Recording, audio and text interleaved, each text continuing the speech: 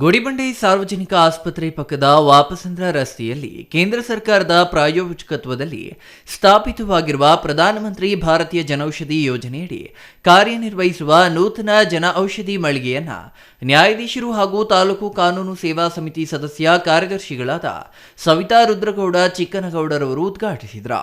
ಈ ವೇಳೆ ಮಾತನಾಡಿದ ಅವರು, ಜನೌಷಧಿ ಮಳಿಗೆಗಳು ದೇಶದಾದ್ಯಂತ ಕೇಂದ್ರ ಸರ್ಕಾರದ ಮಹತ್ವದ ಸಾಮಾಜಿಕ ಯೋಜನೆಯಾಗಿದ್ದು, ಜನರಿಗೆ ಕಡಿಮೆ ಬೆಲೆಗೆ ಗುಣಮಟ್ಟದ ಔಷಧಿಗಳನ್ನು ಲಭ್ಯವಾಗಿಸುವ ಉದ್ದೇಶದಿಂದ ಈ ಯೋಜನೆ ಜಾರಿಯಾಗಿದೆ.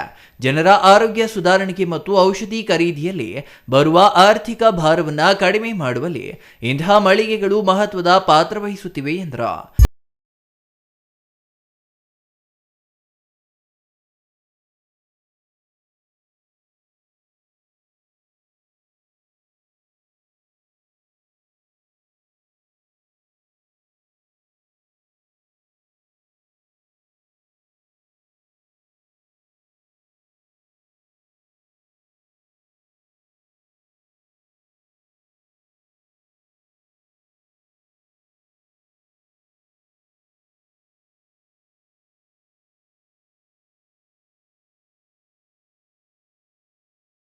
ಅಂಗಡಿಗಳಲ್ಲಿ ಒಂದೇ ಔಷಧಿಗೆ ನೂರಾರು ರೂಪಾಯಿಗಳನ್ನು ಖರ್ಚು ಮಾಡಬೇಕಾಗ್ತಿತ್ತು.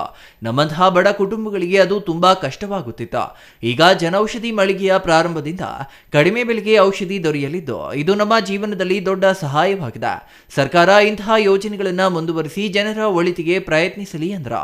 ಜನೌಷಧಿ ಮಳಿಗೆ ಪುನರಾರಂಭದಿಂದ ಗುಡಿಬಂಡೆ ಪಟ್ಟಣ ಹಾಗೂ ಸುತ್ತಮುತ್ತಲಿನ ಗ್ರಾಮಗಳ ನಾಗರಿಕರು ಸಂತೋಷ ವ್ಯಕ್ತಪಡಿಸಿದ್ದು, ಈ ಮಳಿಗೆ ಮೂಲಕ ಹಲವು ಸಾಮಾನ್ಯ ಔಷಧಿಗಳು ಮಾರುಕಟ್ಟೆ ಬೆಲೆಗೆ ಹೋಲಿಸಿದ್ರೆ 50ರಿಂದ 90% ಕಡಿಮೆ ದರದಲ್ಲಿ ಲಭ್ಯವಾಗಲಿವೆ ಎಂದರು. Satish Babu, CTV news, Gudibande.